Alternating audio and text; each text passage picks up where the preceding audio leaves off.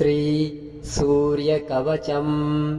याज्ञवल्क्य उवाच शृणुष्व मुनिशार्दूल सूर्यस्य कवचं शुभम्। शरीरारोग्यदं दिव्यं सर्वसौभाग्यदायकम्। दैदीप्यमानं मुकुटं स्फुरन्मकरकुण्डलम्। ध्यात्वा सहस्रकिरणं स्तोत्रमेतत्तदूरयेत्। शिरो मे भास्करः पातु ललाटे मे मितद्वितिः। नेत्रे दिनमणिः पातु श्रवणे वासरेश्वरः। प्राणं धर्मधृणिः पातु वदनं वेदवाहनः। जिह्वां मे मानदः पातु कण्ठं मे सुरवन्दितः। स्कन्धौ प्रभाकरं पातु वक्षः पातु जनप्रियः। पातु पादौ द्वादशात्मा सर्वाङ्गं सकलेश्वरः। सूर्यरक्षात्मकं स्तोत्रं लिखित्वा भूर्जपत्रके दधाति यः करे तस्य वशगाः सर्वसिद्धयः। सुरनातो यो जपेत् सम्यक् योधीते स्वस्थमानसः। सरोगमुक्तो दीर्घायुः सुखं पुष्टिं च विन्दति। याज्ञवल्क्य उवाच शृणुष्व मुनिशार्दूल सूर्यस्य कवचं शुभम्। शरीरारोग्यदं दिव्यं सर्वसौभाग्यदायकम्। दैदीप्यमानं मुकुटं स्फुरन्मकरकुण्डलम्। ध्यात्वा सहस्रकिरणं स्तोत्रमेतत्तदूरयेत्। शिरो मे भास्करः पातु ललाटे मे मितद्वितिः। नेत्रे दिनमणिः पातु श्रवणे वासरेश्वरः। प्राणं धर्मधृणिः पातु वदनं वेदवाहनः। जिह्वां मे मानदः पातु कण्ठं मे सुरवन्दितः। स्कन्धौ प्रभाकरं पातु वक्षः पातु जनप्रियः। पातु पादौ द्वादशात्मा सर्वाङ्गं सकलेश्वरः। सूर्यरक्षात्मकं स्तोत्रं लिखित्वा भूर्जपत्रके दधाति यः करे तस्य वशगाः सर्वसिद्धयः। सुरनातो यो जपेत् सम्यक् योधीते स्वस्थमानसः। सरोगमुक्तो दीर्घायुः सुखं पुष्टिं च विन्दति। याज्ञवल्क्य उवाच शृणुष्व मुनिशार्दूल सूर्यस्य कवचं शुभम्। शरीरारोग्यदं दिव्यं सर्वसौभाग्यदायकम्। दैदीप्यमानं मुकुटं स्फुरन्मकरकुण्डलम्। ध्यात्वा सहस्रकिरणं स्तोत्रमेतत्तदूरयेत्। शिरो मे भास्करः पातु ललाटे मे मितद्वितिः। नेत्रे दिनमणिः पातु श्रवणे वासरेश्वरः। प्राणं धर्मधृणिः पातु वदनं वेदवाहनः। जिह्वां मे मानदः पातु कण्ठं मे सुरवन्दितः। स्कन्धौ प्रभाकरं पातु वक्षः पातु जनप्रियः। पातु पादौ द्वादशात्मा सर्वाङ्गं सकलेश्वरः। सूर्यरक्षात्मकं स्तोत्रं लिखित्वा भूर्जपत्रके दधाति यः करे तस्य वशगाः सर्वसिद्धयः। सुरनातो यो जपेत् सम्यक् योधीते स्वस्थमानसः।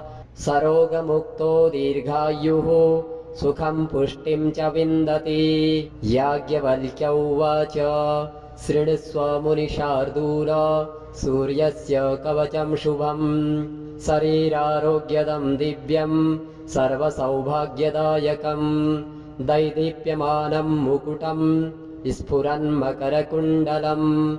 ध्यात्वा सहस्रकिरणं स्तोत्रमेतत्तदूरयेत्। शिरो मे भास्करः पातु ललाटे मे मितद्वितिः। नेत्रे दिनमणिः पातु श्रवणे वासरेश्वरः। प्राणं धर्मधृणिः पातु वदनं वेदवाहनः। जिह्वां मे मानदः पातु कण्ठं मे सुरवन्दितः। स्कन्धौ प्रभाकरं पातु वक्षः पातु जनप्रियः। पातु पादौ द्वादशात्मा सर्वाङ्गं सकलेश्वरः सूर्यरक्षात्मकं स्तोत्रम् लिखित्वा भूर्जपत्रके दधाति यः करे तस्य वशगाः सर्वसिद्धयः सुरनातो यो जपेत् सम्यक् योधीते स्वस्थमानसः सरोगमुक्तो दीर्घायुः सुखं पुष्टिं च विन्दति याज्ञवल्क्य उवाच शृणुष्व मुनिशार्दूल सूर्यस्य कवचं शुभम् शरीरारोग्यदं दिव्यं सर्वसौभाग्यदायकम् दैदीप्यमानं मुकुटं स्फुरन्मकरकुण्डलम् ध्यात्वा सहस्रकिरणं स्तोत्रमेतत्तदूरयेत् शिरो मे भास्करः पातु ललाटे मे मितद्वितिः नेत्रे दिनमणिः पातु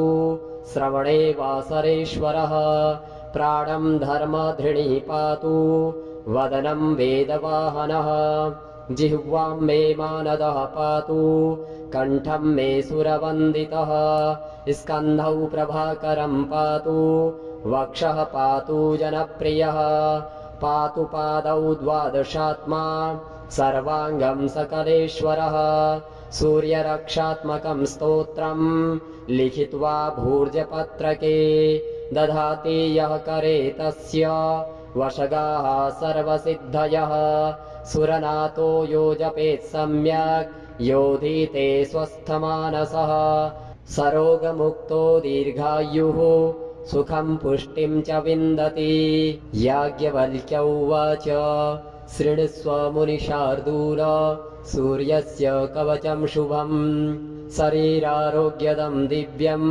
सर्वसौभाग्यदायकम् दैदीप्यमानं मुकुटं स्फुरन्मकरकुण्डलम् ध्यात्वा सहस्रकिरणं स्तोत्रमेतत्तदूरयेत् शिरो मे भास्करः पातु ललाटे मे मितद्वितिः नेत्रे दिनमणिः पातु श्रवणे वासरेश्वरः प्राणं धर्मधृणिः पातु वदनं वेदवाहनः जिह्वां मे मानदः पातु कण्ठं मे सुरवन्दितः स्कन्धौ प्रभाकरं पातु वक्षः पातु जनप्रियः पातु पादौ द्वादशात्मा सर्वाङ्गं सकलेश्वरः सूर्यरक्षात्मकं स्तोत्रम् लिखित्वा भूर्जपत्रके दधाति यः करे तस्य वशगाः सर्वसिद्धयः सुरनातो यो जपेत् सम्यक् योधीते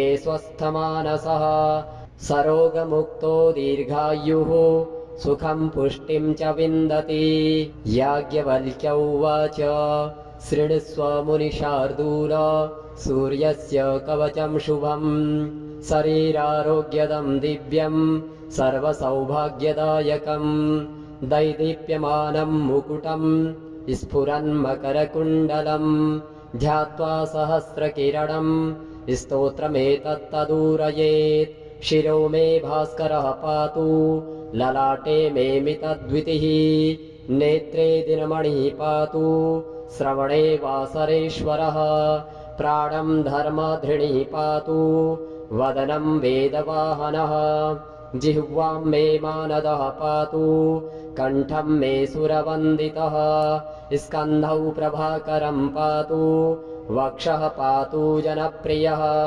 पातु पादौ द्वादशात्मा सर्वाङ्गं सकलेश्वरः सूर्यरक्षात्मकं स्तोत्रम् लिखित्वा भूर्जपत्रके दधाति यः करे तस्य वशगाः सर्वसिद्धयः सुरनातो यो जपेत् सम्यक् योधीते स्वस्थमानसः सरोगमुक्तो दीर्घायुः सुखं पुष्टिं च विन्दति याज्ञवल्क्य उवाच शृणुष्व मुनिशार्दूल सूर्यस्य कवचं शुभम् शरीरारोग्यदं दिव्यं सर्वसौभाग्यदायकम् दैदीप्यमानं मुकुटं स्फुरन्मकरकुण्डलम् ध्यात्वा सहस्रकिरणं स्तोत्रमेतत्तदूरयेत् शिरो मे भास्करः पातु ललाटे मे मितद्वितिः नेत्रे दिनमणिः पातु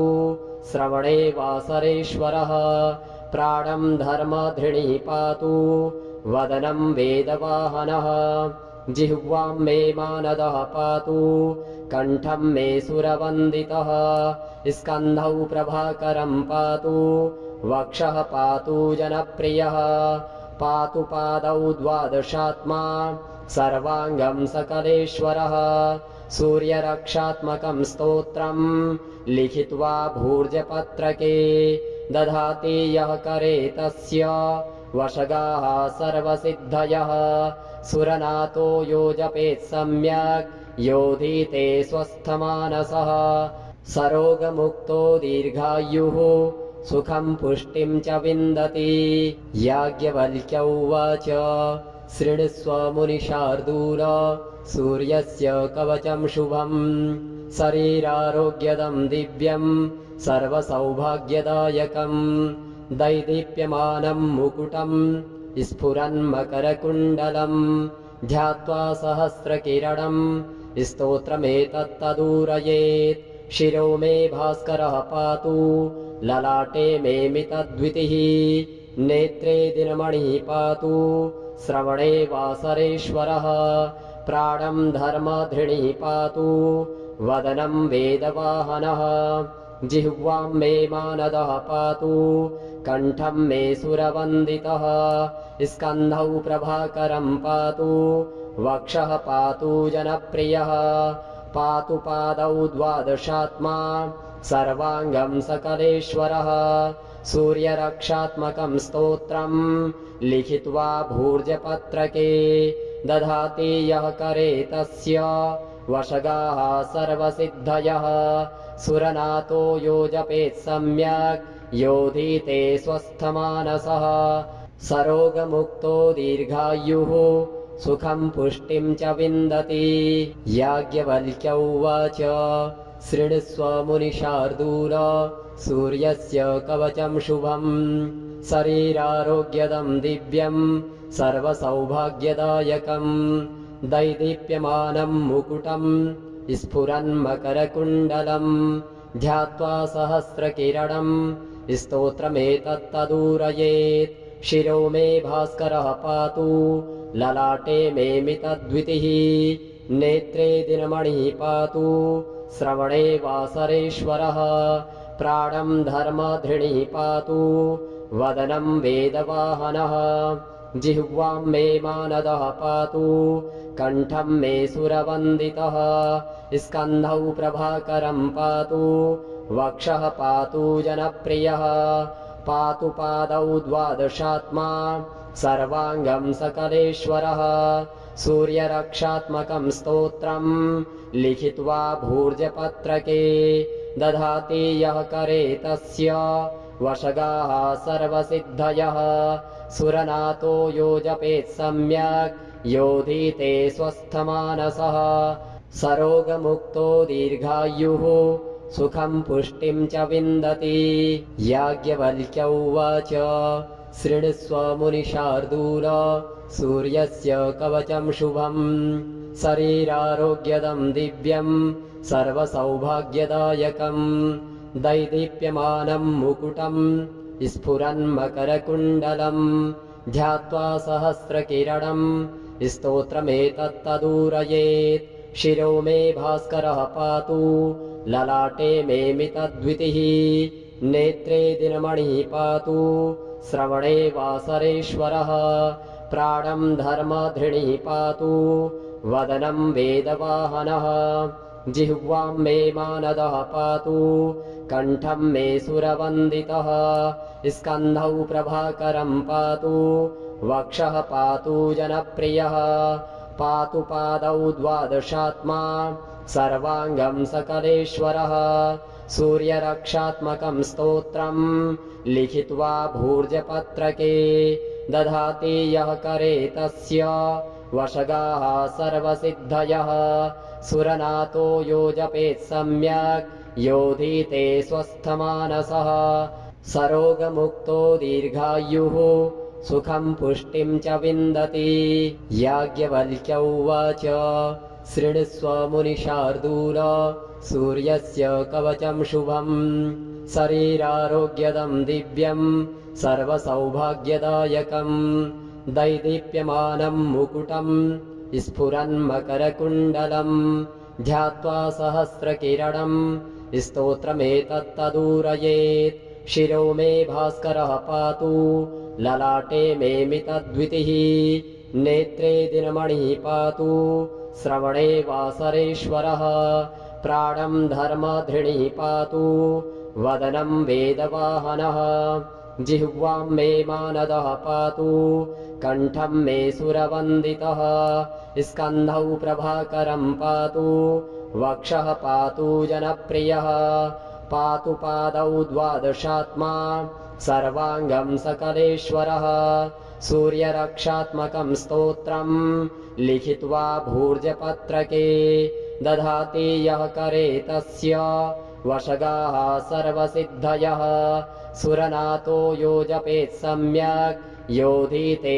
स्वस्थमानसः सरोगमुक्तो दीर्घायुः सुखं पुष्टिं च विन्दति याज्ञवल्क्य उवाच शृणुष्व मुनिशार्दूल सूर्यस्य कवचं शुभम् शरीरारोग्यदं दिव्यं सर्वसौभाग्यदायकम् दैदीप्यमानं मुकुटं स्फुरन्मकरकुण्डलम् ध्यात्वा सहस्रकिरणं स्तोत्रमेतत्तदूरयेत् शिरो मे भास्करः पातु ललाटे मे मितद्वितिः नेत्रे दिनमणिः पातु श्रवणे वासरेश्वरः प्राणं धर्मधृणिः पातु वदनं वेदवाहनः जिह्वां मे मानदः पातु कण्ठं मे सुरवन्दितः स्कन्धौ प्रभाकरं पातु वक्षः पातु जनप्रियः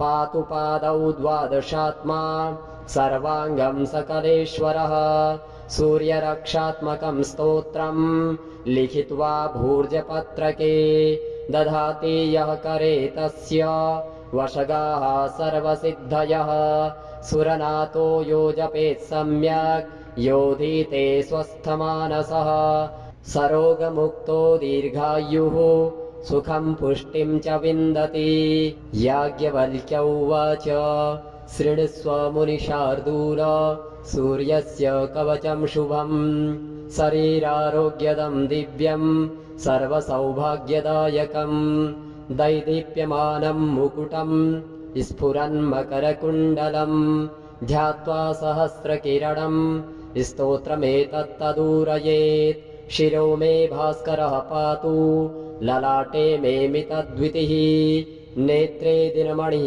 पातु श्रवणे वासरेश्वरः प्राणं धर्मधृणिः पातु वदनं वेदवाहनः जिह्वां मे मानदः पातु कण्ठं मे सुरवन्दितः स्कन्धौ प्रभाकरं पातु वक्षः पातु जनप्रियः पातु पादौ द्वादशात्मा सर्वाङ्गं सकलेश्वरः सूर्यरक्षात्मकं स्तोत्रं लिखित्वा भूर्जपत्रके दधाति यः करे तस्य वशगाः सर्वसिद्धयः सुरनातो यो जपेत् सम्यक् योधीते स्वस्थमानसः सरोगमुक्तो दीर्घायुः सुखं पुष्टिं च विन्दति याज्ञवल्क्य उवाच शृणुष्व मुनिशार्दूल सूर्यस्य कवचं शुभम् शरीरारोग्यदं दिव्यं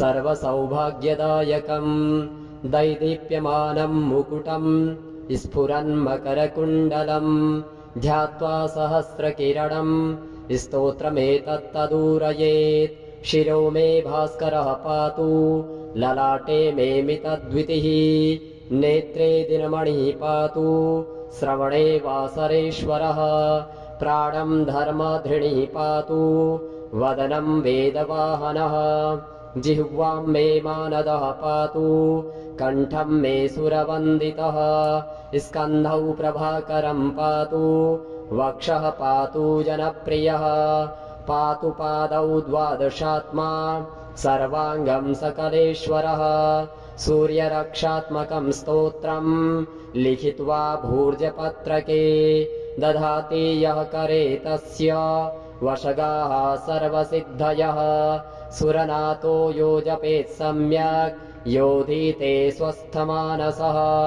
सरोगमुक्तो दीर्घायुः सुखं पुष्टिं च विन्दति।